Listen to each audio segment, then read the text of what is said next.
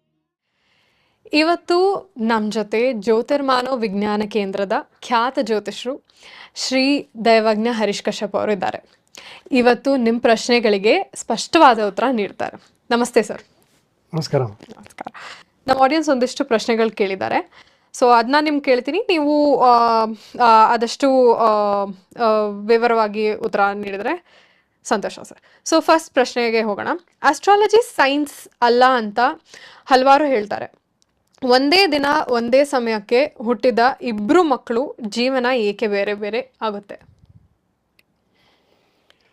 ಗುರು ಶ್ರೀರ್ಬ್ರಹ್ಮಣೋ ವಿಷ್ಣು ಸುರಾಣಾಂಚ ಗುರುರ್ಗುರು ಮೂಲಭೂತ ಗುರು ಸರ್ವಜನಾನಾಂ ಪುರುಷೋತ್ತಮ ಶ್ರೀ ಗುರುಭ್ಯೋ ನಮಃ. ನಿಮ್ಮ ವಾಹಿನಿಯವರಿಗೆ ಮತ್ತು ಕೇಳುಗ ಬಂಧುಗಳಿಗೆ, ನೋಡುಗ ಬಂಧುಗಳಿಗೆ ವರ್ಷ ಕೊನೆಯ ಶುಭಾಶಯಗಳು ಮತ್ತು ಅದಕ್ಕೆ ಶುಭ ವಿದಾಯಗಳನ್ನು ಕೋರ್ತಾ, ಹೊಸ ವರ್ಷಕ್ಕೆ ಶುಭಾಶಯಗಳನ್ನು ಕೋರ್ತಾ, ಹರಿವಾಯುಗಳನ್ನು ಸ್ಮರಣೆಯಿಂದ ನಿಮ್ಮ ಜಿಜ್ಞಾಸೆಗೆ ಯಥಾಶಕ್ತಿ ನಾವು ಇಳಿಯೋಕ್ಕೆ ಪ್ರಯತ್ನ ಮಾಡಬೇಕು. ನೋಡಿ, ತಾರ್ಕಿಕವಾಗಿರ್ತಕ್ಕಂತಹ ಪ್ರಶ್ನೆಗಳಿಗೆ ನಮಗೆ ಅದನ್ನು ನೇರ ಇದರಿಂದ ಶಾಸ್ತ್ರಗಳಿಂದ ಉತ್ತರವನ್ನು ನೇರ ತೆಗೆದು ಬೊಗಸೆ ಹಾಕಲಿಕ್ಕಾಗಲ್ಲ.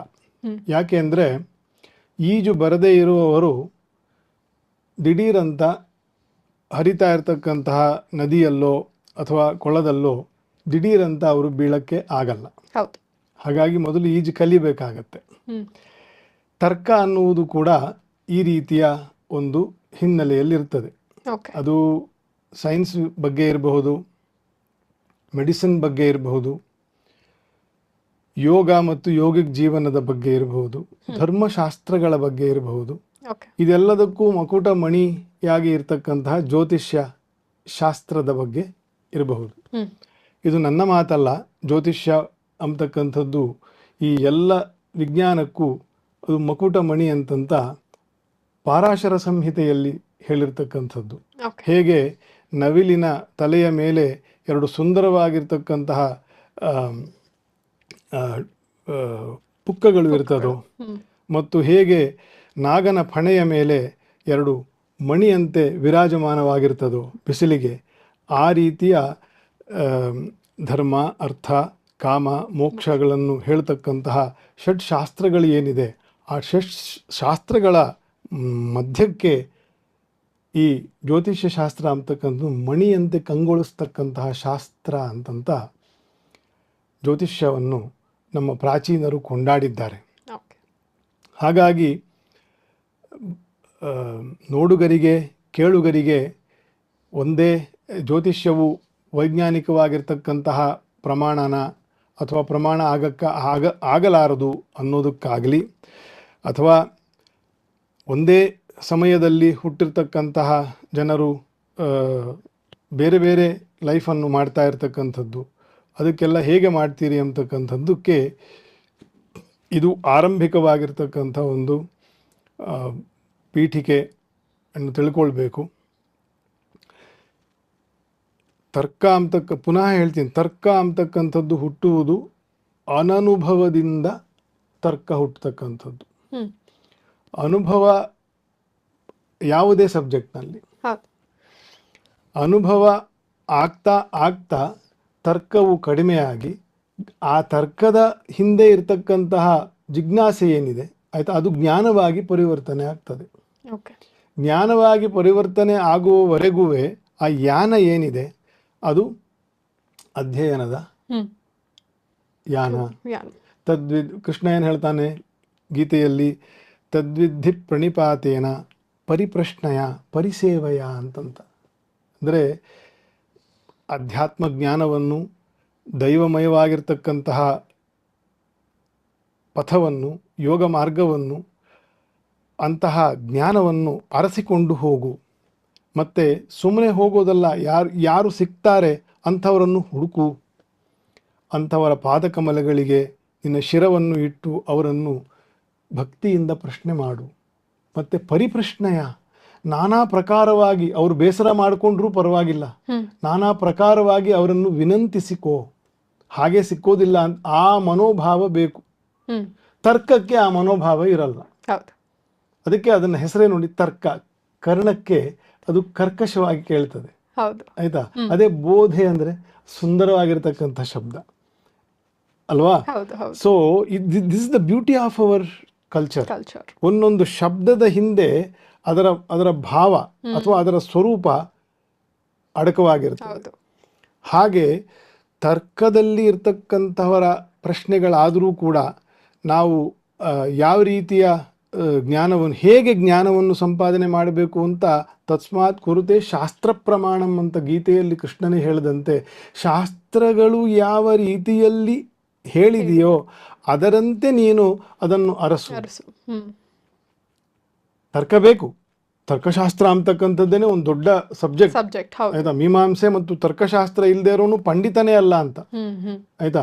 ನಾನು ಪಂಡಿತನೂ ಅಲ್ಲ, ಮೀಮಾಂಸಕನೂ ಅಲ್ಲ, ತರ್ಕವಾದಿಯೂ ಅಲ್ಲ, ನನ್ನ ಪಾರ ಆಗಿದೆ. ಆಯ್ತಾ? ಭೂಪ ಪುರಂದರ ವಿಠ್ಠಲರಾಯನು ತಿರುಗೆಂದಪ್ಪಣೆ ಕೊಟ್ಟ ಅಂತ ಪುರಂದರದಾಸರು ಹೇಳಿದ ಹಾಗೆ ನಮ್ಮ ದಾರಿ ಎಲ್ಲೋ ದೂರ ಹೊರಟೋಗಿದೆ. ಆಯ್ತಾ? ಆದರೂ ಈ ಹಿನ್ನೆಲೆಯೆಲ್ಲ ಈ ರಸಿತವಾಗಿರ್ತಕ್ಕಂತಹ ಜ್ಞಾನದ ಹಿನ್ನೆಲೆಯನ್ನು ತಿಳ್ಕೊಳ್ಬೇಕು. ಒಂದು ಪ್ರಶ್ನೆ ಕೇಳಿದ್ರು ಅದು ಡಾಕ್ಟರ್ ಪ್ರಿಸ್ಕ್ರಿಪ್ಷನ್ ಕೊಟ್ಟಂಗೆ ಒಂದು ಮಾತ್ರೆ ಕೊಟ್ಟು ಬಿಡೋಕ್ಕಾಗಲ್ಲ. ಆಯ್ತಾ? And that's A boring thing. ಆಯ್ತಾ? ಅದನ್ನು ರಸವತ್ತಾಗಿರ್ತಕ್ಕಂತಹ ಒಂದು ಉದಾಹರಣೆಗಳಿಂದಲೂ ಅಥವಾ ಅದರ ಹಿನ್ನೆಲೆಗಳಿಂದಲೂ ಹೇಳಲಿಕ್ಕೆ ಇರುವ ನಮ್ಮ ಕ್ಲಪ್ತ ಸಮಯದಲ್ಲಿ ಪ್ರಯತ್ನ ಮಾಡ್ತಾ ಇದ್ದೀನಿ. ರಿಲ್ಯಾಕ್ಸ್ಫುಲ್ ಆಗಿ ಶಾಂತಿಯಿಂದ ನಾನು ಹೇಳೋದನ್ನು ಅರ್ಥ ಮಾಡ್ಕೊಳ್ಳಿ. ನಿಮ್ಮ ಮೊದಲನೇ ಪ್ರಶ್ನೆಗೆ ಅಥವಾ ಈ ರೀತಿಯ ಜ್ಯೋತಿಷ್ಯಶಾಸ್ತ್ರ ಮತ್ತು ಧರ್ಮಶಾಸ್ತ್ರಗಳು ಇದೆರಡೂ ಕೂಡ ನಮಗೆ ನಮ್ಮ ಜೀವನಕ್ಕೆ ಅಥವಾ ಈ ಜಗತ್ತಿಗೆ ಆಧಾರಭೂತವಾಗಿರ್ತಕ್ಕಂಥದ್ದು. ಆಯಿತಾ? ಇಲ್ಲವರು ಪ್ರಾಣಿಗಳು ಬದುಕ್ತವೆ. ಹೌದು. ಧರ್ಮಶಾಸ್ತ್ರಗಳನ್ನು ತೆಗೆದುಬಿಟ್ರೆ ಈ ಜಗತ್ತಿನಿಂದ, ಆಯಿತಾ, ಈ ನೀರಿನಲ್ಲಿ ಸಿಹಿಯನ್ನು ತೆಗೆದಂತೆ ಅಥವಾ ಹೊಟ್ಟೆಯಲ್ಲಿ ಹಸಿವನ್ನು ತೆಗೆದಂತೆ. ಏನಕ್ಕೆ ತಿಂತೀರಿ? ತಿಂತಾರೆ ಒಟ್ಟಿನಲ್ಲಿ, ಹಾಗಾಗೋಗುತ್ತೆ. ಆ ರೀತಿಯ ಧರ್ಮಶಾಸ್ತ್ರಗಳು ಅಂತಂತಂದರೆ ಅದು ನಮ್ಮ ಪ್ರಾಣಸ್ವರೂಪಗಳೇ ಆಗಿರ್ತಕ್ಕಂಥದ್ದು. ಹಾಗಾಗಿ ಈ ಎಲ್ಲ ವಿಷಯಗಳ ಒಂದು ಮುನ್ನುಡಿಯಾಗಿ ನನಗೆ ಒಂದು ಹಿನ್ನೆಲೆಯನ್ನು ಚುಟುಕಾಗಿ ನಮ್ಮ ಡಿ ವಿ ಗುಂಡಪ್ಪನವರ ಒಂದು ಸ್ಮರಣೆ ಆಗ್ತಾ ಇದೆ. ಅವರು ಇದೇ ರೀತಿ ತರ್ಕದಿಂದ ಧರ್ಮಶಾಸ್ತ್ರಗಳನ್ನು ಪ್ರಶ್ನೆ ಮಾಡ್ತಕ್ಕಂತಹ ಜನರಿಗೆ, ಅದರಲ್ಲಿ ಹೈರಾಣ ಆಗಿರುವವರಿಗೆ, ದೇವರ ಹಿಂದೆ, ಗುರುಗಳ ಹಿಂದೆ, ಶಾಸ್ತ್ರಗಳ ಹಿಂದೆ, ಜ್ಯೋತಿಷಿಗಳ ಹಿಂದೆ, ಇನ್ನೂ ಯಾವುದಾದ್ರೂ ಹಿಂದೆಯೋ ಏನೋ ಒಂದು they are in search of some solace. ಯಾವುದೋ ಒಂದು ಶಾಂತಿಗೆ, ಯಾವುದೋ ಒಂದು ಪರಿಹಾರಕ್ಕೆ ಒದ್ದಾಡ್ತಾ ಇರ್ತಾನೆ ಮನುಷ್ಯ. ಅದು ಅಮೆರಿಕ ಇರ್ಬೋದು, ಆಫ್ರಿಕಾ ಇರ್ಬೋದು, ಶ್ರೀಲಂಕಾ ಇರ್ಬೋದು, ಭಾರತ, ಎಲ್ಲರೂ ಕೂಡ ಹುಡುಕ್ತಾ ಇರ್ತಕ್ಕಂಥದ್ದು ಒಂದು ಸೊಲ್ಯಾಸ್ ಅನ್ನು ಹುಡುಕ್ತಾ ಇರ್ತಾರೆ. ಅಂಥವರಿಗೆ ಜ್ಯೋತಿಷ್ಯವನ್ನೇ ಮುಂದೆ ಇಟ್ಟುಕೊಂಡು ಒಂದು ಮಾತು ಹೇಳ್ತಾರೆ ಡಿ ವಿ ಗುಂಡಪ್ಪನವರು, ಮಹಾತ್ಮರು. ಗ್ರಹಗತಿಯ ತಿದ್ದುವನೆ ಜೋಯಿಸನು ಜಾತಕದಿ, ವಿಹಿತವಾಗಿಹುದ ಉದರ ಅಥವಾ ಅದರ ಗತಿ ಸೃಷ್ಟಿ ವಿಧಿಯಂ. ಅದರ ಗತಿ ಸೃಷ್ಟಿ ಏನಿದೆ ಅದು ವಿಧಿಯಂತೆ ನಡೀತಾ ಇರ್ತದೆ. ಅದನ್ನು ತಿದ್ದಕ್ಕಾಗತ್ಯೆ? ಜ್ಯೋತಿಷ್ಯನತ ಹೋದರೆ ಸಹಿದಲ್ಲದೆ ಮುಗಿಯದ ಆವ ಆಶೆ.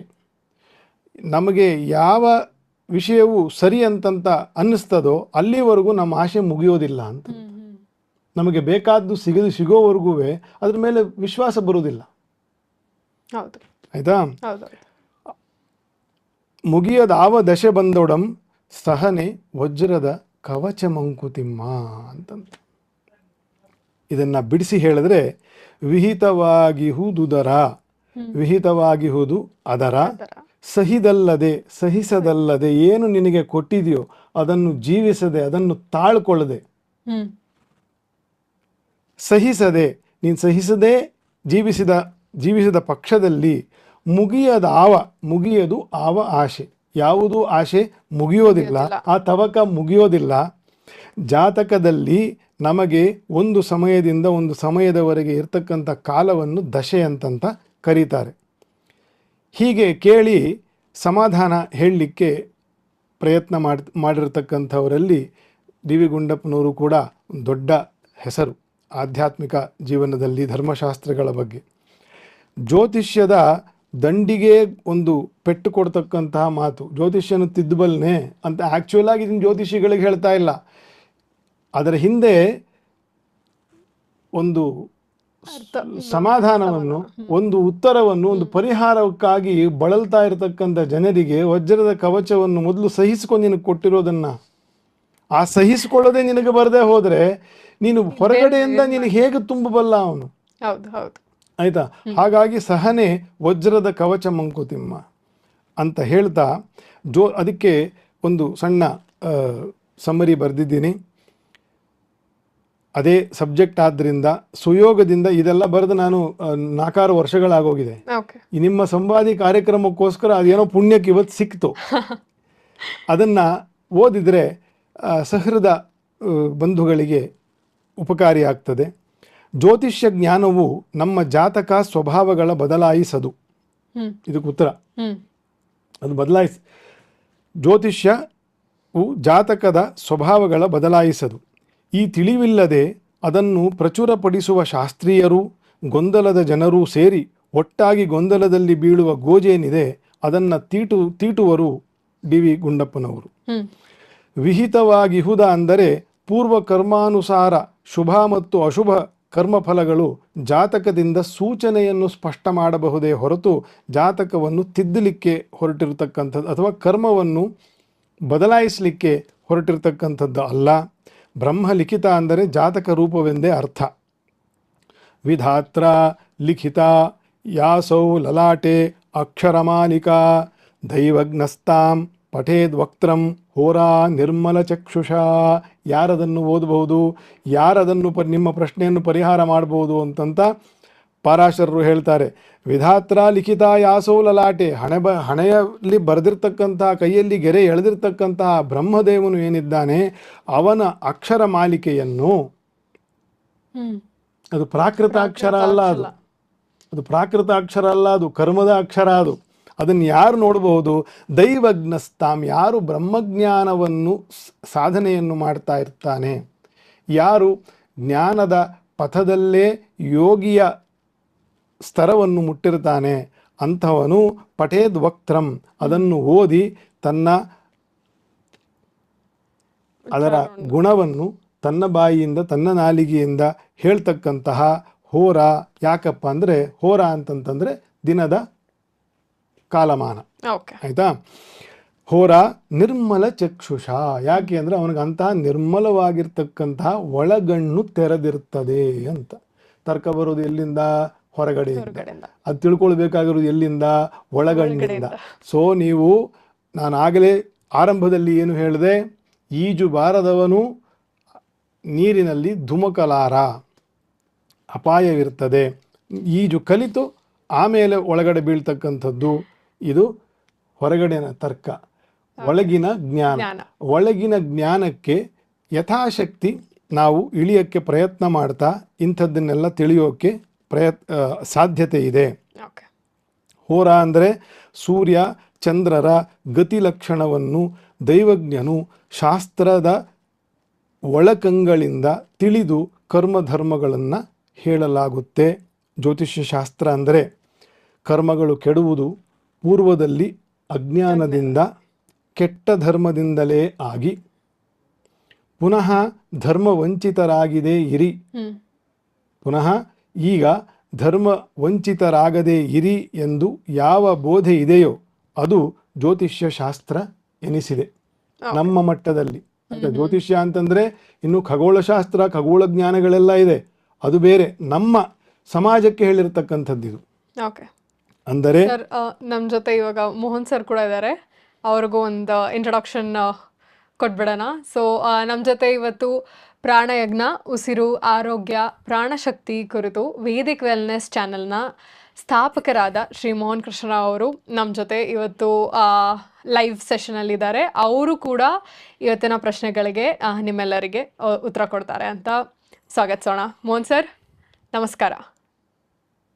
Thank you. ನಮಸ್ಕಾರ ನೀತಿ. ಆ್ಯಂಡ್ ನಮ್ಮ ದೈವಜ್ಞ ಶ್ರೀ ಹರೀಶ್ ಕಶ್ಯಪ್ ಅವರಿದ್ದಾರೆ, ಅವ್ರಿಗೆ ನಮ್ಮ ವೈದಿಕ್ ವೆಲ್ನೆಸ್ಗೆ ಸ್ವಾಗತ. ಸರ್, ನಿಮ್ಮ ಮಾತನ್ನ ಕಂಟಿನ್ಯೂ ಮಾಡಬಹುದು. Thank you. ಮುಂದುವರ್ಸೋಣ. ಸೊ ಹಾಗಾಗಿ ಜ್ಯೋತಿಷ್ಯ ಶಾಸ್ತ್ರವು ಈ ರೀತಿಯ ಕೆಟ್ಟ ಧರ್ಮದಿಂದ ವಿಹಿತ ಧರ್ಮಕ್ಕೆ ತರ್ತಕ್ಕಂತಹ ಒಂದು ಊರುಗೋಲು ಅಂತಂತ ತಿಳ್ಕೊಳ್ಬೇಕು. ಕೆಟ್ಟ ಧರ್ಮದ ಕೆಟ್ಟ ಕರ್ಮದ ಒಂದು ಫಲ ಏನಿದೆ, ಆ ಫಲವನ್ನು ನೀಗಿಸಿ ಸತ್ಕರ್ಮದಲ್ಲಿ ತೊಡಗಿಸ್ತಕ್ಕಂತಹ ಯಾವುದು ಒಂದು ಸಾಧನೆ ಇದೆಯೋ ಆ ಸಾಧನೆ ಜ್ಯೋತಿಷ್ಯ ಶಾಸ್ತ್ರ ಅಂತ ಕರೆಸ್ಕೊಂಡಿದೆ. ಇದು ಮಾಯೆ ಅಲ್ಲ, ಇದು ಮಾಟ ಅಲ್ಲ. ದಿಢೀರಾಗಿ ರಾಜಕಾರಣಿಗಳು ಎಕ್ಸ್ಪೆಕ್ಟ್ ಮಾಡ್ತಾರೆ ನೋಡಿ, ಆಯಿತಾ, ಅಥವಾ ಸಾಲಗಾರರು ಎಕ್ಸ್ಪೆಕ್ಟ್ ಮಾಡ್ತಾರೆ ನೋಡಿ, ಆಯಿತಾ, ಈ ವಾರ ಎಲ್ಲ ನನಗೆ ಸಾಲ ತೀರೋಗ್ಬೇಕು ಅಂತಂತ, ನಾಳೆನೇ ನನಗೆ DCM CM ಆಗಿಬಿಡ್ಬೇಕು, CM PM ಆಗಿಬಿಡ್ಬೇಕು ಅಂತಂತ ಅಪೇಕ್ಷೆ ಪಡ್ತಾರೆ ನೋಡಿ. ಆ ರೀತಿ ಮಾಟ ಅಲ್ಲ, ದಿಢೀರ್ ಕರ್ಮ ಆಗಿ ಕರ್ಮಗಳು ನಿಲ್ಲಿಸೋದಾಗಲಿ ಸಂಪತ್ತು ತರುವ ಮಾಯಾ ದಂಡ ಅಲ್ಲ ಜ್ಯೋತಿಷ್ಯ ಶಾಸ್ತ್ರ. ಆದರೆ ಬಹುತೇಕರು ಜ್ಯೋತಿಷ್ಯವನ್ನು ಹಾಗೆ ಅಂದುಕೊಂಡಿರುತ್ತಾರೆ.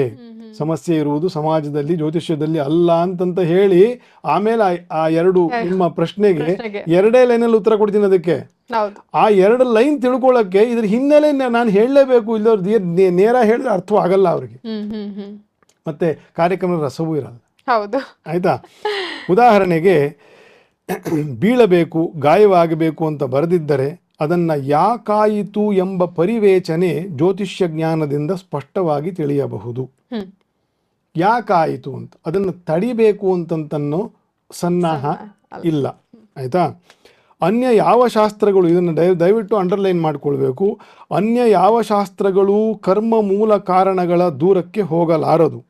ಜ್ಯೋತಿಷ್ಯ ಜ್ಞಾನದಿಂದ ಕಾರಣಗಳ ತಿಳಿದು ಅದಕ್ಕೆ ಪೂರಕ ಮನೋದಶೆಯಿಂದ ಮರುಗಿ ತಕ್ಕ ದೇವತಾ ಆರಾಧನೆ ಸತ್ಕರ್ಮಗಳಿಂದ ಪಾಪ ನಿರಸನ ಮಾಡಿ ಇದು ಧರ್ಮಧಾರಣೆ ಎನಿಸಿದೆ. ಧರ್ಮಧಾರಣೆಯಿಂದಲೇ ಪಾಪ ನಿವೃತ್ತಿ, ಪಾಪ ನಿವೃತ್ತಿಯಿಂದಲೇ ದುಃಖ ಪರಿಶಾಂತಿ, ದುಃಖ ಪರಿಶಾಂತಿ ತತ್ಪಶ್ಚಾತ್ ಆತ್ಮ ಸುಖ. ಅರ್ಥ ಆಗ್ತಿದ್ಯಾ? This is the link. ಇದರಿಂದ ಆತ್ಮನಿಗೆ ನೆಮ್ಮದಿ ಉಂಟಾಗಿ ಶುಭ ಚೈತನ್ಯ ಬರುತ್ತದೆ. ಗಾಯವೇ ಆಗಬಾರದು, ಬೀಳಲೇಬಾರದು ಅಂತ ಧರ್ಮಶಾಸ್ತ್ರಗಳನ್ನು ನಂಬುವುದು ಪಾಮರತೆ. ಆದದ್ದನ್ನು ಸಹಿಸಿ ವಿಹಿತ ಧರ್ಮಗಳ ಆಚರಣೆ ತದ್ವಿಧಿ ಪ್ರಣಿಪಾತೇನ ಪರಿಪ್ರಶ್ನೆಯ ಅಂತ ಹಾಗೆ ಏನು ಹೇಳಿದ್ದೀನಿ, ವಿಹಿತ ಧರ್ಮಾಚರಣೆ ಆ ರೀತಿ ತಿಳ್ಕೊಂಡು ಮಾಡುತ್ತಲೇ ಪುರುಷಾರ್ಥ ಸಾಧನೆಗೈಯಬೇಕು. ಇದನ್ನೇ ಸಹನೆ, ವಜ್ರದ ಕವಚ, ಮಂಕುತಿಮ್ಮ ಅಂತ ನಮಗೆಲ್ಲ ಹೇಳಿದ್ದಾರೆ ಕಿವಿ ಗುಂಡಪ್ಪನವರು. ಹಾಗೆ ನಮ್ಮ ದಾಸರುಗಳು ಕೂಡ ಈಸಬೇಕು, ಇದ್ದು ಜಯಿಸಬೇಕು ಅಂತಕ್ಕಂಥ ಒಂದು ಧೈರ್ಯಭೂಷಣವಾಗಿರ್ತಕ್ಕಂಥ ಬಾಳಿಗೆ ಧೈರ್ಯವೇ ಭೂಷಣ, ಮನುಷ್ಯನಿಗೆ ಮಾನವೇ ಭೂಷಣ ಅಂತಂತ ಹೇಳ್ತಾರೆ. ಆ ಮಾನವು ಬರ್ತಕ್ಕಂಥದ್ದು ಧೈರ್ಯದಿಂದ.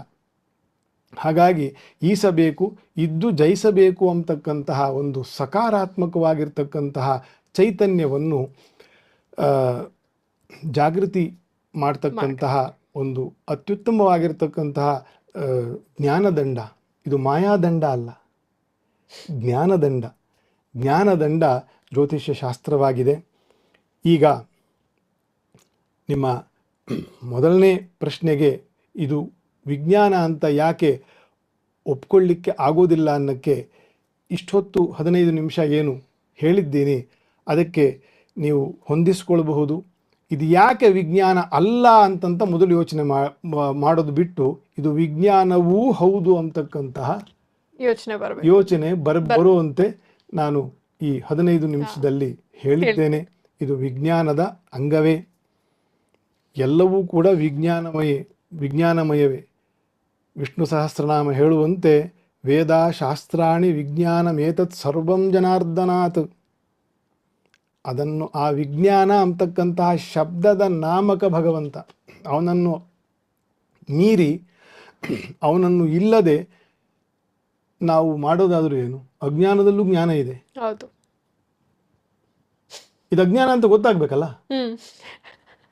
ಅದರಲ್ಲೂ ಜ್ಞಾನ ಬೇಕು. ಅದರಲ್ಲೂ ಜ್ಞಾನ ಬೇಕು ಹೌದು ಅಲ್ವಾ? ಹೌದು. ಇಲ್ಲ ಅಂತ ಹೇಳಕ್ಕೆ ಅದು ಯಾವ್ದು ಇಲ್ಲ ಇಲ್ಲ ಅಂತ ಅಂತ ಅನ್ನೋದು ಬೇಕಲ್ಲ. ಹೌದು ಹೌದು, ಅದು ಗೊತ್ತಿರ್ಬೇಕು ಅಲ್ವಾ? You are finding something, but that something ಜ್ಞಾನ ನಿಮ್ಗೆ ಇರಲೇಬೇಕಲ್ಲ. Yes. ಅದು ನಿಮಗೆ ಸಿಗ್ತಾ ಇಲ್ಲ. ಹ್ಮ್ ಒಂದು ಉಂಗುರವೋ ಒಂದು ಬಟ್ಟೆಯೋ ಒಂದು ಏನೋ ಒಟ್ನಲ್ಲಿ ಏನೋ ಸಿಗ್ತಾ ಇಲ್ಲ ನಿಮಗೆ, ಆದ್ರೆ ಅದು ಇಲ್ಲ ಜ್ಞಾನ ಅಂತ ಗೊತ್ತಿದೆ ಇದೆಯಲ್ಲ. ಅಲ್ವಾ? ಹೌದು. ಹ್ಮ್ ಸೊ ಹಾಗಾಗಿ ಅದು ಮೊದಲನೇ ಭಾಗ. Okay. ಮುಂದಿನ ಪ್ರಶ್ನೆ ಈಗ ತಗೊಳ್ತೀನಿ, ಸ್ವಲ್ಪ ನೀರು ಕುಡಿತೀನಿ. ಸೊ ನಾವು ನೆಕ್ಸ್ಟ್ ಕ್ವೆಶ್ಚನ್ ಮೋಹನ್ ಸರ್ಗೆ ಮಧ್ಯದಲ್ಲಿ ನಾನು ಕೇಳ್ತೀನಿ. ಸೊ ಮೋಹನ್ ಸರ್, ಈ ಪ್ರಶ್ನೆ ನಿಮಗೆ, ಬ್ರೀತಿಂಗ್ ಅಂದರೆ ಆಕ್ಸಿಜನ್ ಇಂಟೇಕ್ ಅಷ್ಟೇ ಅಲ್ವಾ? ಪ್ರಾಣ ಎನರ್ಜಿ ಅಂತ ಹೇಳೋದು ಇಮ್ಯಾಜಿನೇಷನ್ ಅಲ್ವಾ ಅಂತ ಕೇಳ್ತಾರೆ. ಬ್ರೀತಿಂಗ್ ಅಂದ್ರೆ ಆಕ್ಸಿಜನ್, ಕರೆಕ್ಟ್. ಅಂದ್ರೆ ಬರೀ ಆಕ್ಸಿಜನ್ ಅಷ್ಟೇ ಅಲ್ಲ, ಆಕ್ಸಿಜನ್ ನಾವು ಎಳ್ಕೊಳ್ತೀವಿ, ಕಾರ್ಬನ್ ಡೈಆಕ್ಸೈಡ್ ನ ಆಚೆ ಬಿಡ್ತೀವಿ. ಸೊ ಬ್ರೀದಿಂಗ್ ಅಂದ್ರೆ ನಮಗೆ ಇಷ್ಟೇ ಆಗತ್ತೆ. ಅದನ್ನ ಎನರ್ಜಿ ಅಂತ ಯಾಕೆ ಕರಿಬೇಕು, ಅದನ್ನ ದೇವರು ಅಂತ ಯಾಕೆ ಕರಿಬೇಕು, ಅದಕ್ಕೆ ಕೇಶವಾಯ ನಮಃ ನಾರಾಯಣ ನಮಃ 24 51 ಉಸಿರು ಯಾಕೆ ತಗೊಳ್ಬೇಕು, ಅದು ಅದ್ರ ಪಾಡಿಗೆ ನಡೆಯುವಂತಹ ಪ್ರತಿಕ್ರಿಯೆ ಅನ್ನೋದಲ್ವಾ ಪ್ರಶ್ನೆ, ನೀತಿ ಅವರೇ? ಹೌದು ಸರ್. ಸೊ ಈಗ ಇದರಲ್ಲಿ ನಾವು ಈಗ ಉಸಿರಾಡ್ತಾ ಇದೀವಿ, ಆಕ್ಸಿಜನ್ ತಗೊಳ್ತಾ, ಆದ್ರೆ ನಾವೇನು ಮಾಡ್ತಾ ಇಲ್ಲ ಅದಕ್ಕೆ. ಅಂದ್ರೆ ನಾವು ಆಕ್ಸಿಜನ್ ತಗೊಳ್ತಾ ಇದ್ದೀವಿ, ಆದರೂ ಕೂಡ ನಮಗೆ ಸಮಸ್ಯೆಗಳಿದೆ. ಅದರ ಪಾಡಿಗೆ ಅದು ಕೆಲಸ ಆಗ್ತಾ ಇಲ್ಲ. ನಾವು ಏನಿದ್ದು ವೇದಿಕ್ ವೆಲ್ನೆಸ್ ಅಂತ ಏನು ಮಾಡಿದ್ದೀವಿ, ಪ್ರಾಣಯಜ್ಞದ ಒಂದು ಪ್ರಕ್ರಿಯೆ ಏನಿದೆ, ಅದು ನಮ್ಮ ದೇಹದೊಳಗಿರೋ ಪ್ರಾಣಶಕ್ತಿನ ಬ್ಯಾಲೆನ್ಸ್ ಮಾಡುವಂತಹ ಶಕ್ತಿ. ಈ ಆಕ್ಸಿಜನ್ ಒಂದರಿಂದಾನೇ ಕೆಲಸ ಆಗೋದು ಹಾಗಿದ್ರೆ, ಬೇಕಾದಷ್ಟು ಆಕ್ಸಿಜನ್ ಇದೆ ನಮಗೆ, ವಾತಾವರಣದಲ್ಲಿ ಆಕ್ಸಿಜನ್ ಇದೆ, ಆದರೆ ಎಳ್ಕೊಳ್ಳೋ ಕೆಪಾಸಿಟಿ ನಮಗಿರ್ಬೇಕು. ನಾವು ಕೋವಿಡಲ್ಲಿ ನೋಡಿದ್ವಿ, ಬಹಳಷ್ಟು ಜನಕ್ಕೆ ಆಕ್ಸಿಜನ್ ಪಂಪ್ಗಳನ್ನ ಕೊಡಬೇಕಾಯ್ತು, ಆಕ್ಸಿಜನ್ ಸಿಲಿಂಡರ್ಸ್ನ ಕೊಡಬೇಕಾಯ್ತು. ಆಕ್ಸಿಜನ್ ಸಿಲಿಂಡರ್ ಯಾಕೆ ಕೊಟ್ವಿ ಅಂತ ನೀವೇನಾದರೂ ಯೋಚನೆ ಮಾಡಿದ್ರೆ, ಆಕ್ಸಿಜನ್ ಅವ್ರಿಗೆ ಎಳ್ಕೊಳಕ್ಕಾಗ್ತಲ್ಲ, ಇಲ್ಲ ಅಂತಲ್ಲ, ಹೊರಗಡೆ ಬೇಕಾದಷ್ಟು ಆಕ್ಸಿಜನ್ ಎಲ್ಲ, ಯಾರಿಗೆ ಒಳ್ಳೆ ಇಮ್ಯುನಿಟಿ ಪವರ್ ಇದೆ, ಲಂಗ್ ಕೆಪಾಸಿಟಿ ಇದೆ, ಯಾರಿಗೆ ಆ ಕೋವಿಡ್ ವೈರಸ್ ಇನ್ಫೆಕ್ಷನ್ ಆಗಿಲ್ಲ, ಅವರಿಗೆ ಆ ನಾರ್ಮಲಿ ಎಳ್ಕೊಳ್ಳೋ ಕೆಪಾಸಿಟಿ ಇರುತ್ತೆ. ಸೊ ಬರೀ ಆಕ್ಸಿಜನ್ ಇಂದಾನೇ ಒಬ್ಬ ಮನುಷ್ಯ ಬದುಕ್ತಾನೆ, ಆಕ್ಸಿಜನ್ ಇಂದಾನೇ ಒಬ್ಬ ಮನುಷ್ಯ ಆರೋಗ್ಯವಾಗಿರ್ತಾನೆ ಅನ್ನೋದು ಪೂರ್ವವಾಗಿ ಸತ್ಯವಲ್ಲ. ಹಾಗಾಗಿ ನಮಗೆ ಅದರ ಹಿಂದೆ ಕೆಲಸ ಮಾಡ್ತಿರೋದೇನು, ನಮಗೆ ಆ ಎಳ್ಕೊಳ್ಳೋ ಶಕ್ತಿ ಇದೆಯಲ್ಲ, ಅದ್ಯಾವುದು ಅಂದರೆ ಅದನ್ನೇ ನಾವು ಪ್ರಾಣಶಕ್ತಿ ಅಂತೀವಿ. Oxygen is only one part. ಇಡೀ ಎಷ್ಟು ಬಹಳಷ್ಟು ಥರದ ಏರ್ ಕಾಂಪೊನೆಂಟ್ಸ್ ಇದೆ ನಮಗೆ ವಾತಾವರಣದಲ್ಲಿ. ಸೊ ನಮ್ಮ ಆರೋಗ್ಯಕ್ಕೆ ನಮಗೇನಾಗಬೇಕು ಅಂದರೆ, ನಮ್ಮ ದೇಹದೊಳಗಡೆ ಏನಿದೆಯಲ್ಲ ಆ ಬ್ಯಾಟ್ರಿ ಏನು ಹೇಳ್ತೀವಿ, ಎನರ್ಜಿ, ಆ ಎನರ್ಜಿ ನಮಗೆ ಕೆಲಸ ಮಾಡಬೇಕು ಅಂದರೆ ನಮ್ಮ ಪ್ರಾಣಿಕ್ ಸೈನ್ಸನ್ನು ನಾವು ತಿಳ್ಕೊಳ್ಬೇಕು. ಇದು ಸಾಮಾನ್ಯವಾಗಿ ನಮ್ಮ ಏನು ಮಾಡರ್ನ್ ಸೈನ್ಸ್ ಅಂತ ಹೇಳ್ತೀವಿ ನಾವು, ಬಯಾಲಜಿ, ಫಿಸಿಕ್ಸು, ಕೆಮಿಸ್ಟ್ರಿ, ಇದರಲ್ಲಿ ಕಾಣದೇ ಇರೋದು. ಅಲ್ಲಿ ನಮಗೆ ಕಾಣೋದು ಒಂದೇ, ಎನರ್ಜಿ ಅಂದರೆ ಎಲೆಕ್ಟ್ರಿಸಿಟಿ ಗೊತ್ತು ನಮಗೆ, ಅದು ಎಲೆಕ್ಟ್ರಿಕಲ್ ಎನರ್ಜಿ ಇರ್ಬೋದು, ಮೆಕ್ಯಾನಿಕಲ್ ಎನರ್ಜಿ ಇರ್ಬೋದು. ಸೊ ಇದು ಕೂಡ ಒಂದು ಡಿವೈನ್ ಎನರ್ಜಿ, ಇದು ಒಳಗಡೆ ಕೆಲಸ ಮಾಡುತ್ತೆ. ಆಕ್ಸಿಜನ್ ಹೇಗೆ ನಮಗೆ ಬರೀ ಆಕ್ಸಿಜನ್ ಮಾಡಿದ್ರೆ ತುಂಬಾ ಅದು ಪೆರಿಫೆರಿ ಆಗ್ಬಿಡುತ್ತೆ, ಆಕ್ಸಿಜನ್ ಇಂದ ನಮ್ಮ ಸಮಸ್ಯೆ ಅಂತೂ ಪೂರ್ತಿ ಪರಿಹಾರ ಆಗಕ್ಕೆ ಸಾಧ್ಯ ಇಲ್ಲ. ಹಾಗಾಗಿ ನಮಗೆಲ್ಲ ಇವಾಗ ಆರೋಗ್ಯದ ಸಮಸ್ಯೆಗಳಿದೆ. ಆ ಆರೋಗ್ಯದ ಸಮಸ್ಯೆಗಳಿಗೆ ಮೂಲಭೂತ ಕಾರಣ ಏನು ಅಂದ್ರೆ ನಮ್ಮಲ್ಲಿರೋ ಪ್ರಾಣಿಕ್ ಇಂಬ್ಯಾಲೆನ್ಸ್.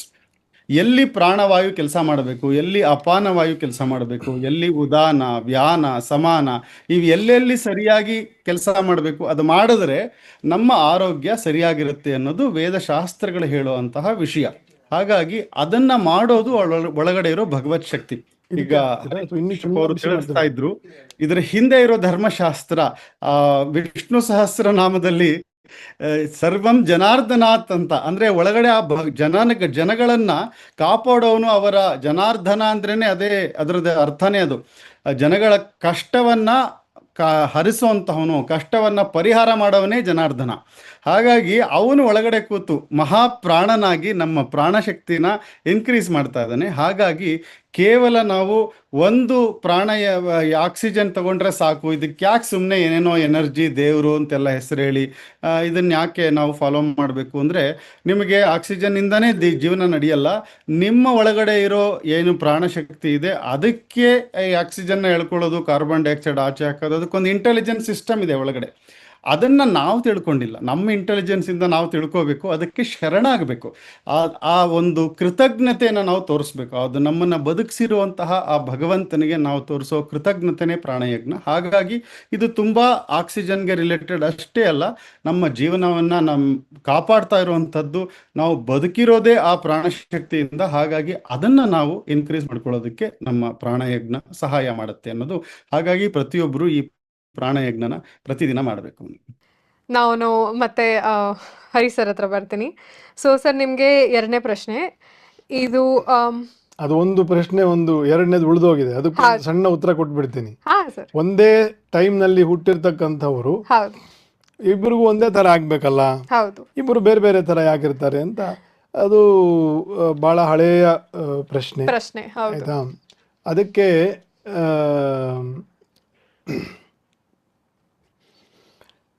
ಎರಡು ಬೇರೆ ಬೇರೆ ಇಬ್ಬರು, ಅಂದರೆ ಇವನೊಬ್ಬ ಅವನೊಬ್ಬ ಇಬ್ಬರು ಹುಟ್ಟಿರ್ತಾರೆ, ಒಂದೇ ಸಮಯ ಒಂದೇ ತಾಯಿಯಲ್ಲಿ ಹುಟ್ಟಿರ್ತಾರೆ ಅಂತಾನು ಅನ್ಕೊಳ್ಳಿ. ಒಂದು ಪಕ್ಕದ ರೂಮಲ್ಲಿ ಬೇರೆ ತಾಯಿ, ಈ ಕಡೆ ತಾಯಿ ಅಂತಾನು ಬೇಡ, ಒಂದೇ ತಾಯಿಯಲ್ಲೂ ಅವಳಿ ಜವಳಿ ಹುಟ್ಟಿರ್ತಾರೆ ಅಂತ ನೀವು ಒಪ್ಕೊಂಡಂಗೆ, ನಿಮ್ಗೆ ಗೊತ್ತಿಲ್ಲ ಅಷ್ಟೇ, ನಾನು ನಾಪಿಸ್ತಾ ಇದ್ದೀನಿ. ನೀವು ಒಪ್ಕೊಂಡಂಗೆ ಆಯ್ತಲ್ಲ, ಅಲ್ಲಿ ಒಂದಿಲ್ಲ ಎರಡಿದೆ ಅಂತ ಅರ್ಥ ಮಾಡ್ಕೊಳ್ಬೇಕಷ್ಟೇ. ಆ ಎರಡು ಬೇರೆ ಬೇರೆ, ಅವನ ಕರ್ಮವೇ ಬೇರೆ, ಇವನ ಕರ್ಮವೇ ಬೇರೆ, ಎರಡೂ ಒಂದೇ. ಫಾರ್ ಎಕ್ಸಾಂಪಲ್, ಅನುರಾಧ ನಕ್ಷತ್ರದಲ್ಲಿ ಹುಟ್ಟಿರ್ತಾರೆ ಇಬ್ಬರೂ, ಆದರೆ ಇಬ್ಬರೂ ಪ್ರಾಚೀನದಲ್ಲಿ ತಗೊಂಬಂದಿರ್ತಕ್ಕಂಥ ಕರ್ಮದ ಹೊರೆ ಬೇರೆ ಬೇರೆ ಇರ್ತದೆ. ಇಬ್ಬರ ಶ್ರದ್ಧೆಗಳು ಬೇರೆ ಬೇರೆ ಇರ್ತದೆ. ಇಬ್ಬರ ಪೂರ್ವ ಮಾತಾಪಿತೃಗಳ ವಂಶಾವಳಿಗಳ ಸ್ಮೃತಿಗಳು ಬೇರೆ ಇರ್ತದೆ. ಜೀವ, ಅದಕ್ಕೆ ನಮ್ಮ ಮಧ್ವಶಾಸ್ತ್ರದಲ್ಲಿ ಏನು ಹೇಳ್ತಾರೆ ಅಂದರೆ, ಜೀವ ಜೀವಕ್ಕೆ ಭೇದ, ಜಡ ಜಡಕ್ಕೆ ಭೇದ, ಜೀವ ಜಡ ಪರಮಾತ್ಮನಿಗೆ ಭೇದ, ಮುಕ್ತಾಮುಕ್ತರಲ್ಲಿ ಭೇದ. ಇಲ್ಲೇನು ಮುಕ್ತಿಯಲ್ಲಿ ಹೋಗಿ ವೈಕುಂಠದಲ್ಲಿ ಕೂಡ ಒಂದೇ ಸಮನಾಗಿ ಇರ್ತಕ್ಕಂಥ ಆನಂದ ಇರುವುದಿಲ್ಲ. ಮುಕ್ತರೊಡೆಯ ಭಕ್ತರಾಧೀನ ಪುರಂದರ ವಿಠಲ ನೀನೆ ಸಲಹೋ ನಿನ್ನಡಿ ಹೊಂದಿದವರ ಅಂತ ಈ ರೀತಿಯ ವಿಷಯವನ್ನು ನಾವು ಸ್ಪಷ್ಟವಾಗೂ ಹೇಳಿದ್ದೀನಿ. ತಾತ್ವಿಕವಾಗಿ ಕೂಡ ಅದು ನಿಮಗೆ ಗೊತ್ತಿರ್ತಕ್ಕಂಥದ್ದು, ನನ್ನದೇ ಆಗಿರ್ತಕ್ಕಂಥ ಶೈಲಿಯಲ್ಲಿ ಹೇಳಿದ್ದೀನಿ. ಹಾಗಾಗಿ ಕರ್ಮಗಳು ಬೇರೆ, ಜೀವರು ಬೇರೆ, ಹಾಗಾಗಿ ಅವರ ಫಲಗಳು ಕೂಡ ಬೇರೆ ಬೇರೆ ಆಗಿರ್ತದೆ. ತುಂಬ ಚೆನ್ನಾಗಿ ಹೇಳಿದ್ದಾರೆ ಸರ್. Thank you. ಸೊ ಮುಂದಿನ ಪ್ರಶ್ನೆಗೆ ಹೋಗೋಣ. ಸೊ ಇವ್ರು ಕೇಳ್ತಾರೆ, ಡಸ್ ಜ್ಯೋತಿಷ್ಯ prescribe remedies that align with Ayurvedic principles such as diet, life style, herbs and daily routines ಅಂತ ಕೇಳ್ತಾರೆ. ಅವಶ್ಯವಾಗಿ ಜ್ಯೋತಿಷ್ಯ ಶಾಸ್ತ್ರವು ಆಹಾರದ ಕಾರಕತ್ವವನ್ನು ಕೂಡ ಗ್ರಹರಿಗೆ, ಆಯಾ ಗ್ರಹ ಗೋಚಾರಕ್ಕೆ ನಿಶ್ಚಿತವಾಗಿ ಸೂಚನೆ ಮಾಡಿದೆ. ಫಲದೀಪಿಕೆಯಲ್ಲೂ ಕೂಡ ಅದು ಬರ್ತದೆ. ಆದರೆ ಸಾಮಾನ್ಯವಾಗಿ ನಾನು ಅದನ್ನು ಹೆಚ್ಚು ಅಭ್ಯಾಸ ಮಾಡ್ತೀನಿ. ನಮ್ಮ ಸಹೋದ್ಯೋಗಿಗಳು ಆಗಿರ್ತಕ್ಕಂಥ ಜ್ಯೋತಿಷಿಗಳಲ್ಲಿ ಈ ಪ್ರಾಕ್ಟೀಸ್ ಕಡಿಮೆ.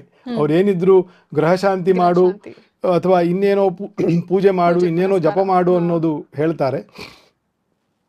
ಆದರೆ ನಾನು ಅದನ್ನು ಹೆಚ್ಚು ಜನರಿಗೆ, ಪ್ರತಿಯೊಬ್ಬರಿಗೂ ಕೂಡ ಅವರು ಕೇಳದೆ ಹೋಗಲಿ, ಅವರ ಜಾತಕ ನೋಡಿ ಅವರ ಆರೋಗ್ಯದ ವಿಷಯ, ತತ್ಕಾಲದಲ್ಲಿ ಇರ್ತಕ್ಕಂತಹ ಗ್ರಹ ದೋಷಗಳು ಏನಿದೆ ಅಥವಾ ಅವರ ಜಾತಕದಲ್ಲೇ ಇರ್ತಕ್ಕಂತಹ ಗ್ರಹ ದೋಷಗಳಿಂದ ಅವರಿಗೆ ವಾತ ಸಮಸ್ಯೆ ಬರ್ತದ, ಪಿತ್ತ ಬರ್ತದ, ಉಭಯ ಬರ್ತದ ಅಥವಾ ಕಫ ಬರ್ತದ, ಅದರಿಂದ ಯಾವ ಅಂಗಗಳಿಗೆ ದೋಷಗಳು ಬರಲಿಕ್ಕೆ ಸಾಧ್ಯ ಇದೆ. ಈಗ ಫಾರ್ ಎಕ್ಸಾಂಪಲ್ಲು, ಯಾರಿಗಾದರೂ ಲಗ್ನದಲ್ಲೇ ಕುಜ ಇರ್ತಾನೆ ಅಂತ ಅಂದ್ಕೊಳ್ಳಿ.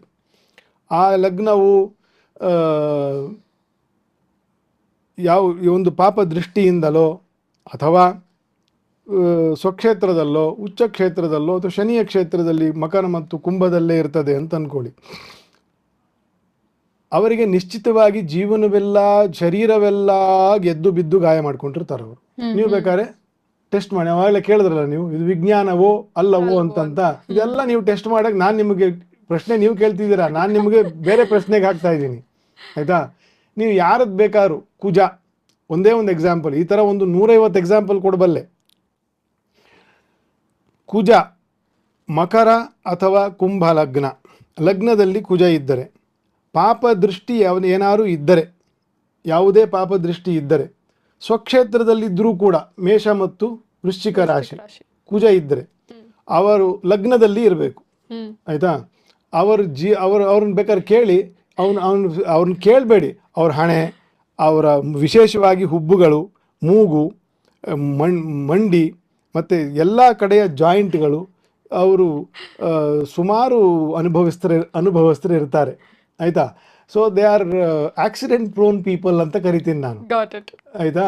ಅಂಥವ್ರಿಗೆ ಏನು ಮಾಡಬೇಕು? ನನ್ನ ಮುಂದೆ ಒಂದು ಜಾತಕದವನು ಕೂತ್ಕೊಂಡಾಗ ಅವನಿಗೇನು ಹೇಳಬೇಕು? ನೋಡಪ್ಪ, ನಿನಗೆ ಕುಜನು ಬಲಿಷ್ಠ ಇದ್ದಾನೆ, ಆದರೆ ನಿನಗೆ ಹೊಡೆಯುವಷ್ಟು ಬಲಿಷ್ಠ ಇದ್ದಾನೆ. ಸೊ ನೀನು ಹುಷಾರಾಗಿ ಇರಬೇಕು. ಇಳೀತಾ, ಹತ್ತುತ್ತಾ, ಗಾಡಿ ತಗೊಳ್ತಾ, ಹಿಂದೆ ಯಾರನ್ನು ಕೂಡಿಸ್ಕೊಂಡಿದ್ಯಾ, ಹೆಲ್ಮೆಟ್ ಹಾಕೋಬೇಕು.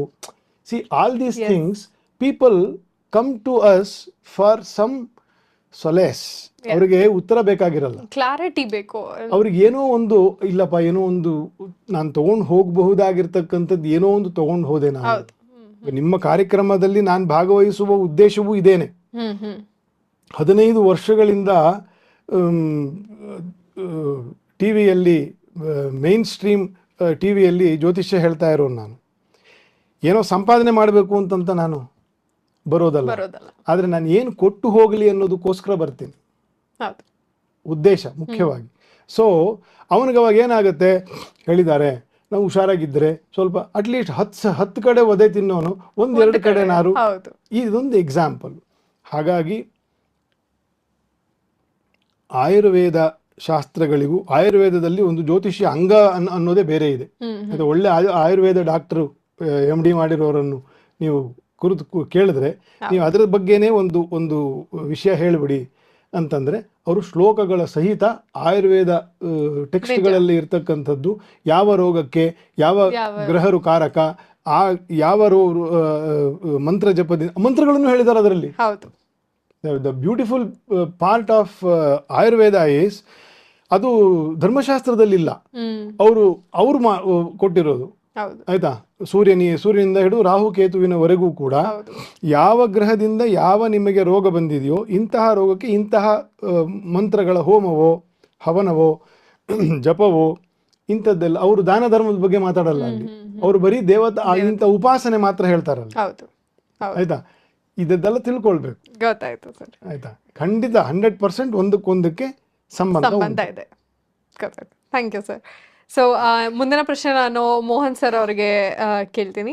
ಸರ್, ಪ್ರಾಣಯಜ್ಞ ಹೆಲ್ತ್ ಇಂಪ್ರೂವ್ ಮಾಡುತ್ತೆ ಅಂದರೆ ಮೆಡಿಕಲ್ ಸೈನ್ಸ್ ಯಾಕೆ ಇದನ್ನ ಟ್ರೀಟ್ಮೆಂಟ್ ಅಂತ ಎಕ್ಸೆಪ್ಟ್ ಮಾಡಿಲ್ಲ ಅಂತ ಕೇಳ್ತಾರೆ ಸರ್. ಚೆನ್ನಾಗಿ ಕೇಳಿದ್ರಿ. ಮೆಡಿಕಲ್ ಸೈನ್ಸ್ ಅಲ್ಲಿ ನಮಗೆ ಪ್ರಾಣ ಕಾಣಿಸಲ್ಲ. ಮೆಡಿಕಲ್ ಸೈನ್ಸ್ ಇರೋದು ವಾಟ್ ಈಸ್ ವಿಸಿಬಲ್. ಅಂದ್ರೆ ನೀವು ನಮ್ಮ ಮೆಡಿಕಲ್ ಸೈನ್ಸ್ ಅಂತ ನೀವು ಹೇಳೋದು ಇವತ್ತು ಏನು ಅಂದ್ರೆ ಅಲೋಪತಿ ಮೆಡಿಸಿನ್ಸು, ಅಂದ್ರೆ ಯಾವುದು ಪ್ಯಾರಾಸಿಟಮಾಲು, ಇಂಗ್ಲಿಷ್ ಮೆಡಿಸಿನ್ ಅಂತ ಹೇಳ್ತೀವಿ.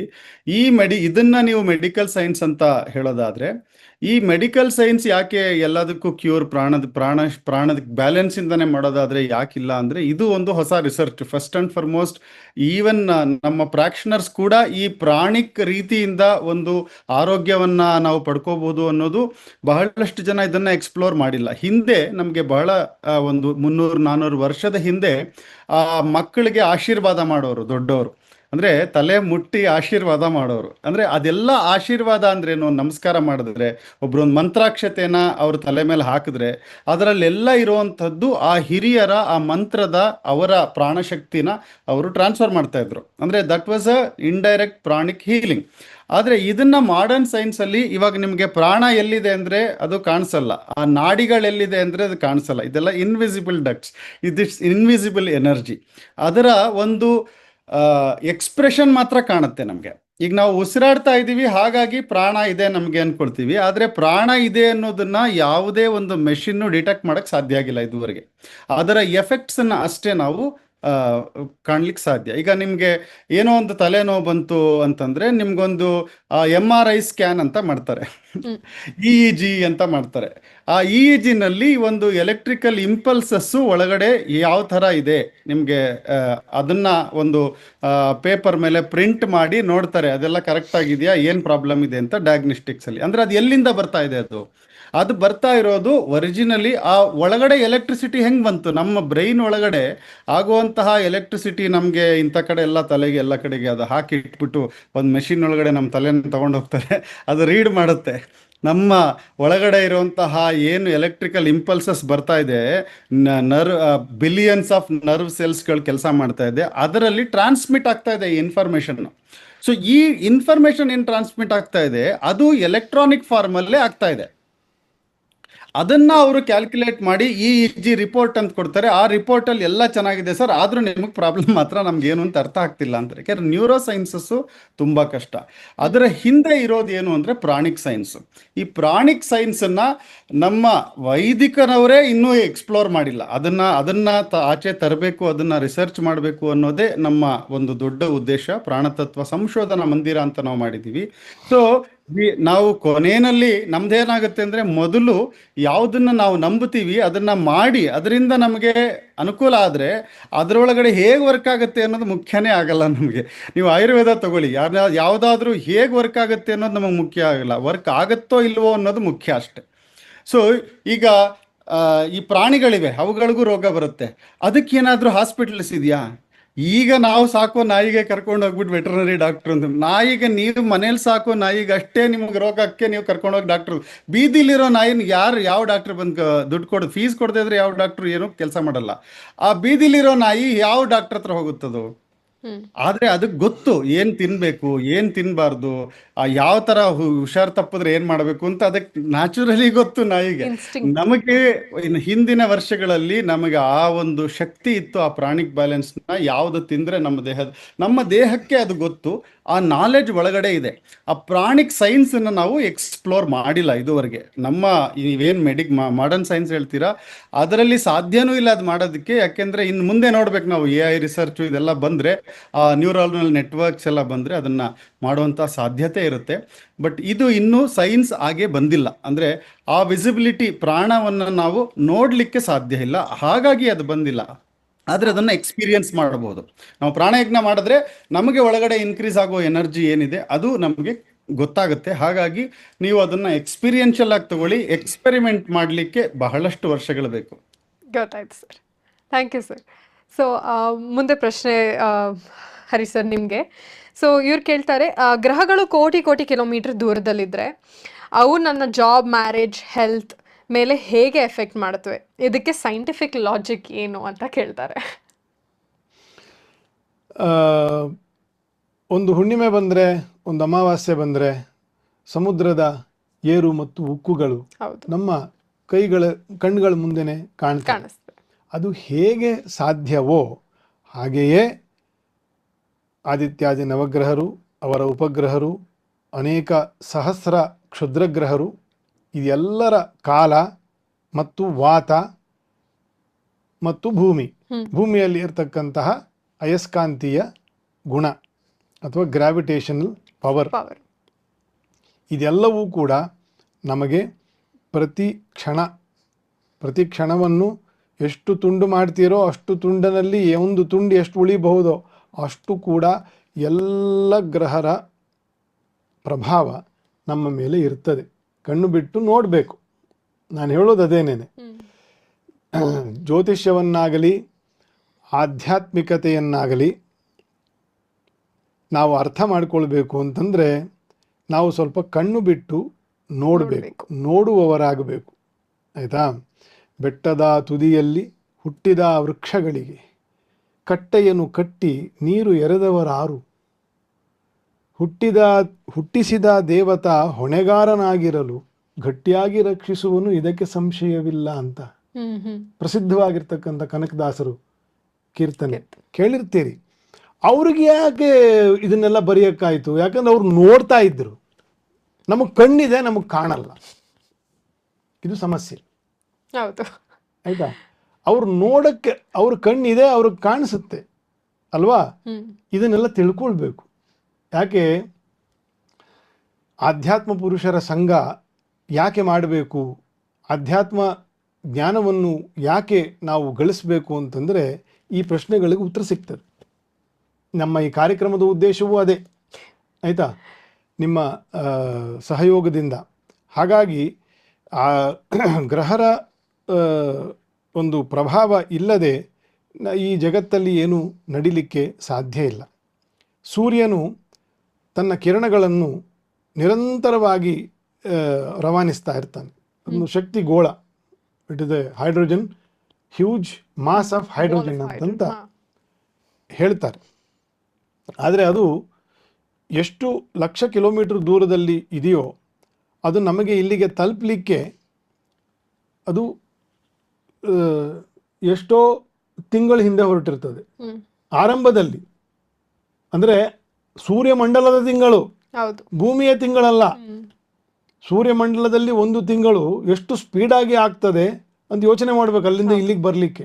ಲೈಟ್ ಇಯರ್ಸ್ ಅಲ್ಲಿ ಲೈಟ್ ಇಯರ್ಸ್ ಅಂತ ಹೇಳ್ತಿರಲ್ಲ, ಹೌದು. ಅಷ್ಟು ಲೈಟ್ ಇಯರ್ಸ್ ಬೇಕು. ಮೊದಲನೇ ಕಿರಣವು ಗ್ರಹ ಇತ್ಯಾದಿ ಗ್ರಹರನ್ನು ಭೌಮಾದಿ ಗ್ರಹರನ್ನು ರೀಚ್ ಆಗಿ ಪಾತಾಳದವರೆಗೂ ಹೋಗ್ಲಿಕ್ಕೆ. ಸೊ ಅಂತಹ ಒಂದು ವ್ಯವಸ್ಥೆಯಲ್ಲಿ ನಾನು ಪುನಃ ಅದನ್ನೇ ಹೇಳ್ತೀನಿ, ಕಣ್ಣು ಬಿಟ್ಟು ನೋಡಬೇಕು. ಒಂದು ದಾರಿಯಲ್ಲಿ ಪ್ರತಿನಿತ್ಯ ನೀವು ಹೋಗ್ತಾ ಇರ್ತೀರಿ, ನಿಮ್ಮ ಮನೆಯೋ ಆಫೀಸೋ ಎಲ್ಲೋ ಒಂದು ಕಡೆ ಪ್ರತಿದಿನ ಹೋಗ್ತಿರ್ತೀರಿ. ಅಕ್ಕಪಕ್ಕದಲ್ಲಿ ಒಂದು ಸಣ್ಣ ಬಳ್ಳಿಯೋ ಒಂದು ಮರವೋ ಇದ್ದೇ ಇರ್ತದೆ. ನೀವು ಯಾವತ್ತಾದರೂ ನೋಡಿದ್ದೀರಾ ಆ ಬಳ್ಳಿಯ ಬಣ್ಣ ಈ ತಿಂಗಳಿದ್ದಂತೆ ಮುಂದಿನ ತಿಂಗಳು ಇರಲಿಕ್ಕಿಲ್ಲ. ಆ ಮರದ ಎಲೆಗಳು ಆ ಹಿಂದಿನ ತಿಂಗಳು ಹೇಗಿತ್ತೋ ಈ ತಿಂಗಳಲ್ಲಿ ಹಾಗಿರೋದಿಲ್ಲ. ಆದರೆ ಕೆಳಗಡೆ ಒಂದು ಸಿಮೆಂಟ್ ಹಾಕಿರ್ತಾರೆ, ಸಿಮೆಂಟೋ ಏನೋ ಒಂದು ಬೆಂಗಳೂರು ಹಣೆ ಬರ ಗೊತ್ತಲ್ಲ ನಿಮಗೆ, ಹಾಕಿರ್ತಾರೆ. ಆ ಸಿಮೆಂಟ್ ಮಧ್ಯ ಯಾವುದೋ ಒಂದು ಇದರಲ್ಲಿ ಒಂದು ಸಣ್ಣ ಹುಲ್ಲು ಬೆಳೆದಿರುತ್ತೆ. ಹೌದು, ಬ್ಯೂಟಿಫುಲ್ ಹುಲ್ಲು ಇಷ್ಟೇ ಇರ್ತದೆ ಅದು, ಆಯ್ತಾ? ಯಾವ ಬಾಧೆ ಇಲ್ಲ ಅದಕ್ಕೆ. ಆದರೆ ನಾವು ಬಾಧೆ ಮಾಡಿದ್ದೀವಿ, ಸಿಮೆಂಟ್ ಹಾಕಿ ಟಾರ್ ಹಾಕಿ ಇದು ಮಾಡಿ ಎಲ್ಲ ಅದರಲ್ಲಿ ಒಂದು ಸಣ್ಣ ಏನೋ ಒಂದು ಇದಿರ್ತದೆ ಗ್ಯಾಪಲ್ಲಿ, ಅಲ್ಲಿ ಕೂಡ ಜೀವಶಕ್ತಿ ಉಂಟು. ಅದು ಹೇಗೆ ಬಂತು? ಯಾರು ಬೆಳೆಸಿದ್ರು ಅದನ್ನ? ತಾನಿದ್ದೀನಿ ಅಂತಕ್ಕಂಥದ್ದು ಪ್ರತಿಯೊಂದು ಕ್ಷಣದಲ್ಲಿ ನಾವು ನೋಡಬೇಕು. ಆಗ ಇವರ ಪ್ರಶ್ನೆಗೆ ಅವರಿಗೆ ಉತ್ತರ ಸಿಗ್ತದೆ.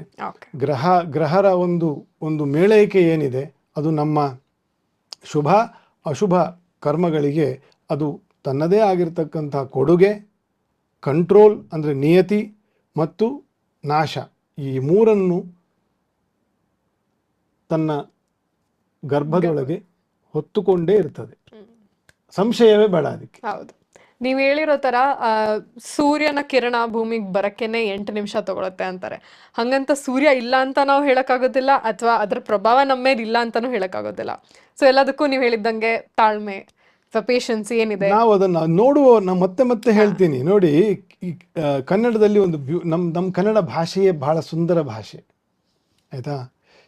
ಕೇಳುವವರಾಗಬೇಕು ಅಂತ ಒಂದು, ಕೇಳುವುದು ಅಂತ ಒಂದು ಶಬ್ದ ಇದೆ, ಅರ್ಥ ಆಗ್ತಿದ್ಯಾ? ಅದಕ್ಕೆ ಎಷ್ಟು ಸುಂದರ ಅರ್ಥ ಇದೆ ನೋಡಿ. ಕೇಳುವುದು ಅಂತಂದ್ರೆ ಒಂದು ಕೇಳುವುದು, ಕೇಳ್ಕೋಬೇಕು, ಇನ್ನೊಂದು ಕೇಳುವುದು, ಅರ್ಥ ಆಯ್ತು? ಇದು ಎರಡೂ ಮಾಡ್ಬೇಕು ನಾವು. ಭಗವಂತನನ್ನು ನಾವು ಕೇಳ್ಕೋಬೇಕು. ಧಿಯೋ ಯೋನಃ ಪ್ರಚೋದಯ ಆತ್ ಅಂತ, ನನಗೆ ಜ್ಞಾನವನ್ನು, ನನಗೆ ಆನಂದವನ್ನು, ನನಗೆ ವೃದ್ಧಿಯನ್ನು, ನನಗೆ ಗತಿಯನ್ನು, ಇದನ್ನು ಕೇಳಬೇಕು, ಆಯ್ತಾ? ಮತ್ತು ನಾವು ಕೇಳುವವರಾಗಬೇಕು, ಕೇಳಿಸ್ಕೋಬೇಕಲ್ಲ, ಅಲ್ವಾ? ಹಾಗೆಯೇ ನೋಡುವವರಾಗಬೇಕು. ಕನಕದಾಸರು ಇನ್ನೊಂದು ಕಡೆ ಹೇಳ್ತಾರೆ, ಕಣ್ಣೆ ಕಾಮನ ಬೀಜ, ಕಣ್ಣೆ ಕಾಮನ ಬೀಜ. ಕಣ್ಣು ನೋಡ್ತಕ್ಕಂಥ ಇದು ಏನು ಕಾಣುತ್ತೋ ಎಲ್ಲ ಬೇಕು ನನಗೆ ಅಂತಂತ ಹೇಳೋದು ಕಣ್ಣು. ಅದಕ್ಕೆ ಎಂತ ಶಬ್ದ ಉಪಯೋಗಿಸ್ತಾರೆ ನೋಡಿ ಕನಕದಾಸರು, ಕಣ್ಣೆ ಕಾಮನ ಬೀಜ. ಈ ಕಣ್ಣಿನೊಳಗೆ ನೋಡೋ ಮೋಕ್ಷ ಸಾಮ್ರಾಜ್ಯ, ಕಣ್ಣಿನೊಳಗೆ ನೋಡೋ. ಈ ಕಣ್ಣು ಏನು ಹೊರಗಡೆ ನೋಡ್ತಾ ಇದೆ ಅದು ನೋಟ ಅಲ್ಲ. ಈ ಕಣ್ಣಿನ ಒಳಗಡೆ ಇನ್ನೊಂದಿದೆ, ಮೂರನೇ ಕಣ್ಣು. ಎಲ್ಲರೂ ಅನ್ಕೊಂಡಿದ್ದಾರೆ ನರಸಿಂಹದೇವರಿಗೆ ಮಾತ್ರ, ದುರ್ಗಾದೇವಿಗೆ ಮಾತ್ರ, ಅದು ಬಿಟ್ಟರೆ ರುದ್ರನಿಗೆ ಮಾತ್ರ 3 ಕಣ್ಣು ಅಂತಂತ. ಸುಳ್ಳು. ನಮ್ಮೆಲ್ರಿಗೂ 3 ಕಣ್ಣಿದೆ. ನಮ್ಮ ಜ್ಞಾನವೇ 3ನೇ ಕಣ್ಣು. ಇದು ಪ್ರಾಕೃತವಾಗಿರ್ತಕ್ಕಂಥ ಕಣ್ಣು ದೇವರು ಕೊಟ್ಟಿರೋದು. ಒಳಗಡೆ ಆತ್ಮಶಕ್ತಿ ಅಂತಕ್ಕಂಥ ಒಂದು ಜ್ಞಾನ ಇದೆ, ಅದನ್ನು ನೋಡಬೇಕು. ಅದನ್ನು ಕೇಳಬೇಕು. ಅದು ಸಿಗ್ತಕ್ಕಂಥದ್ದು ಆಧ್ಯಾತ್ಮ ಜ್ಞಾನದಿಂದ, ಆಧ್ಯಾತ್ಮ ವ್ಯಕ್ತಿಗಳಿಂದ, ಆಧ್ಯಾತ್ಮಿಕವಾಗಿರ್ತಕ್ಕಂಥ ಸಂಘದಿಂದ ಓಕೆ.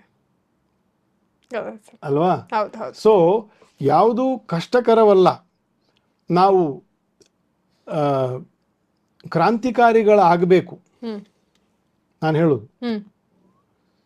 ತರ್ಕದಿಂದ ಕ್ರಾಂತಿ ಹುಟ್ಟುತ್ತೆ, ಆದರೆ ನಾವು ಜ್ಞಾನ ಮಾರ್ಗವನ್ನು ಅರಸದೇ ಹೋದರೆ ಅದೊಂದು ದುರಂತ ನಾಯಕರಾಗ್ತೀವಿ.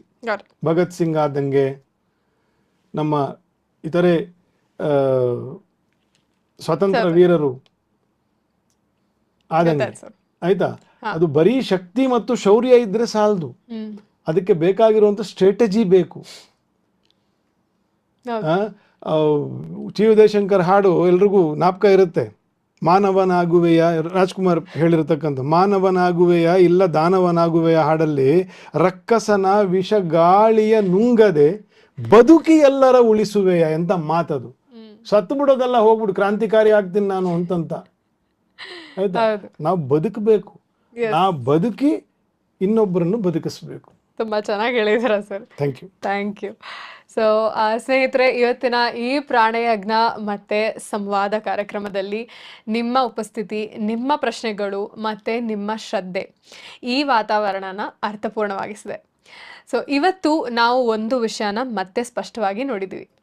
ಪ್ರಾಣಶಕ್ತಿ ಸರಿ ಇದ್ದರೆ ದೇಹ ಮತ್ತು ಮನಸ್ಸು ಸಮತೋಲನಕ್ಕೆ ಬರ್ತದೆ, ಮತ್ತು ಕಾಲ ಮತ್ತು ಗ್ರಹ ಶಕ್ತಿಯನ್ನು ಅರಿತುಕೊಂಡ್ರೆ ಜೀವನದ ಗೊಂದಲ ಕಡಿಮೆ ಆಗುತ್ತದೆ. ಪ್ರಾಣಯಜ್ಞ ಕೇವಲ ಉಸಿರಾಟದ ಅಭ್ಯಾಸ ಅಲ್ಲ, ಅದು ನಮ್ಮೊಳಗಿನ ಜೀವನ ಶಕ್ತಿಯನ್ನು ಗೌರವಿಸಲು ಮಾಡುವ ಯಜ್ಞ. ಹಾಗೆ ಜ್ಯೋತಿಷ ಶಾಸ್ತ್ರ ಅಂದರೆ ಭವಿಷ್ಯ ಅಥವಾ ಭಯ ಹುಟ್ಟಿಸುವ ಭವಿಷ್ಯವಾಣಿ ಅಲ್ಲ, ಅದು ಕಾಲದ ಜೊತೆ ನಮ್ಮ ಜೀವನವನ್ನು ಸರಿಹೋಲಿಸಿಕೊಳ್ಳುವ ಮಾರ್ಗದರ್ಶನ.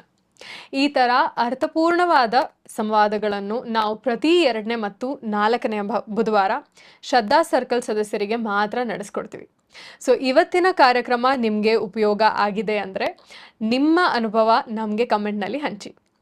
ಇನ್ನೂ ಆಳವಾಗಿ ಕಲಿಬೇಕು ಅಂದರೆ ಶ್ರದ್ಧಾ ಸರ್ಕಲ್ ಮೆಂಬರ್ಶಿಪ್ನ ಮುಂದುವರಿಸಿ.